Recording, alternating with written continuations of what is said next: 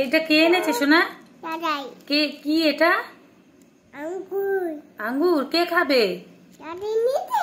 দাদাই নিয়ে এসেছে। কে খাবে? আমি। তুমি খাবে? ওটা কার দাদাই? দাদা। হ্যাঁ ধুয়ে দেবো, ধুয়ে দিয়েছি। বলো এটা কার দাদাই? ধুয়ে দেবো। ওটা কার দাদাই? ধুয়েছি ধুয়েছি, নাও। কার দাদাই বলো? কার দাদাই এটা? বলো বলো বলো। ধুয়ে দিয়েছি। বলো কার দাদাই বলো না, বলো এটা কার দাদাই?